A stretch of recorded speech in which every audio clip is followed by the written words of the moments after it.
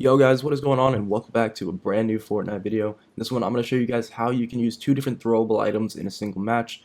Now in order to get started on this, it doesn't really matter where you land, so don't worry about the exact location that I'm in. It doesn't really matter where you land in order to get this one done, but just go to pretty much any name location or anywhere where you can start to get some loot. Pretty much just go to your favorite spot that you like to land at.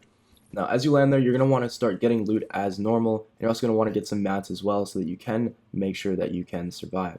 So, I'm just going to go around really quickly getting some loot, getting some ammo and stuff like that, until eventually I will come across the throwable items, which we will need to complete this challenge. So, that's why this is actually kind of random. There's no exact way that you can go out and get this done in like 5 seconds, but you can pretty much get it done in 1 match, 2 matches, if you just follow this method here. So we're just going to go around to every single chest in this area until eventually we stumble across what we need. And as you guys can see right there, we actually found our very first throwable item really quickly. It didn't really take all that long to get.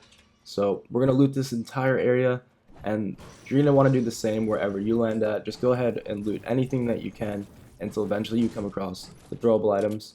Now also keep in mind, if you get some kills, you can actually hope to get some of the items off other players. So if you get good loot, or if there's a bunch of people around you, you can easily kill them, and then you can just loot them instead. You don't really have to go around going to all of these different chests, because I know it can be pretty boring.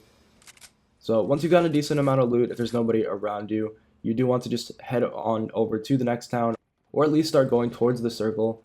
That way you'll be able to survive and won't have to worry about anything. And as you guys can see, we've stumbled across our first enemy, so we're going to take him out really quickly and hope that he does have a throwable item on him.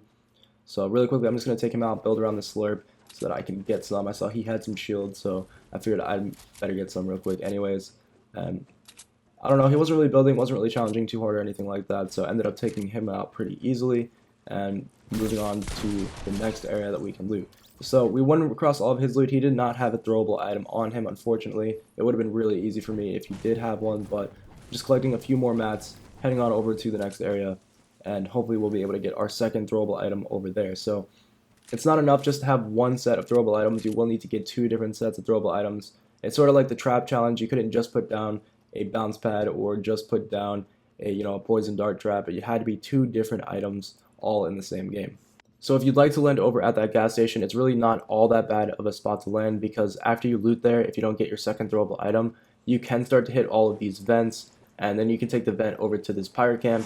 And then after that, if the pirate camp didn't have any loot, you could easily use the cannon as well. So I try to pick places on the map where you guys can easily get around to other areas, just in case there's no loot in the first place. You can easily get around to these other places. So we're just going to loot this pirate camp really quickly and hope that we can find another throwable item somewhere in this camp. So we're coming across really good loot. We've got the purple heavy shotgun, and the only other throwable item that we need at this point really is just like a clinger grenade.